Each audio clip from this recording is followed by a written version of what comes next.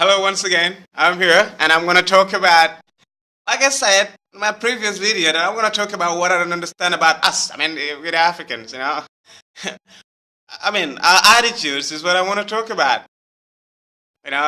Greed, insecurity, lack of respect for one another, too much talking without any job, without any work under the talking.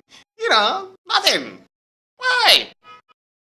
Africa, let's do the job and stop the talking. That talking is too much. The talking doesn't do the job.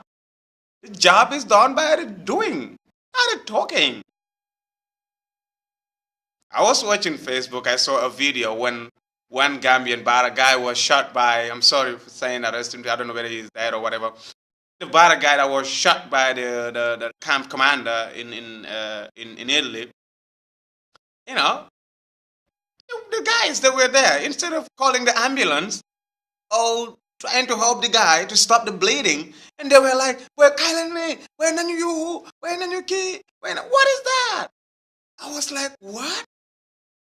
This guy doesn't need that talking this time. He not need somebody to take him to hospital, rush him to hospital, and you're there shouting blah blah blah blah blah blah."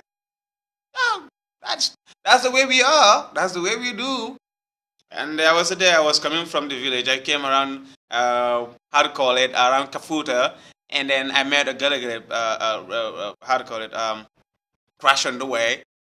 I met people way. When I came in, I did not even talk. I just started picking people, putting them in the truck, and then sending them to the hospital.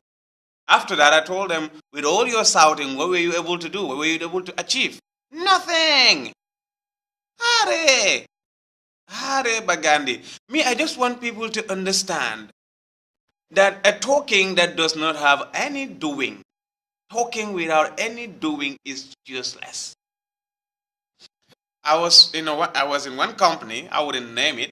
I was in that company. We went for a retreat for 2 days and 2 nights. 2 days and 2 nights. We talked about the way forward the government of the company. What are the things that we plan for the following year, for the next coming year? We talked about a lot of things. Personally, I aimed high. I was like, we can do this, we can do that, and our managers were there. The people that can make things happen, they were there. I'm just an employee. The employer was there. But not even 10% of what we said in that retreat happened. All was just a mere talk. We talk. We have our meetings in the governments, in other companies. We just have meetings and nothing is done from those meeting minutes. We'll have minutes. You go into the minutes. Only 10% from the minutes are done. You go to some offices. You say you need so-and-so document. They say the director is traveled. He traveled to some other country. So who can sign my document? Nobody. Shit. I don't understand that. I just don't understand that, man. It doesn't need to be like that. It doesn't. Somehow, somebody should tell me it doesn't supposed to go like that. We should have redundancy, man. We need to be redundant. We need to be resilient, man. We need to have situations in place and we have backups. A director traveled, so that means I cannot get what I want. I have to wait for the director to come back to the country to do it, for me to have that job done. What a pity. That's how Africa does things. Talking without doing. I want us to refrain from that when we want to prosper, man. We stop being wicked. Use the wealth. No humanity. Nothing. Sorry, guys. We have to change our attitudes. Otherwise, even if you bring an angel, I swear to God that with the attitudes that we're having, even if you bring an angel to lead us, we'll mess. And he is failing. He will fail. He will fail woefully. Mark my words. Even if you bring an angel, we cannot change our attitudes. We will never make it.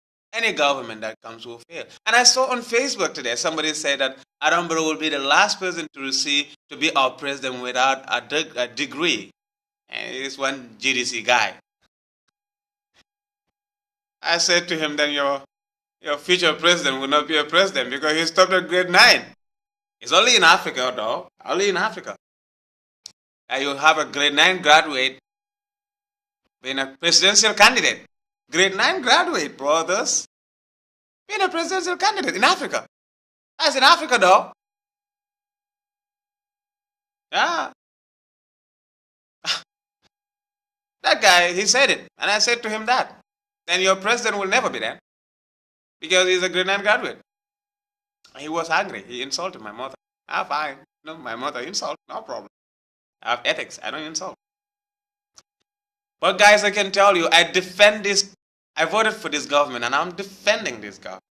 And I will defend to the last breath of my life, guys. I want you, everybody, to understand that. Thank you, guys. Welcome. Welcome every time.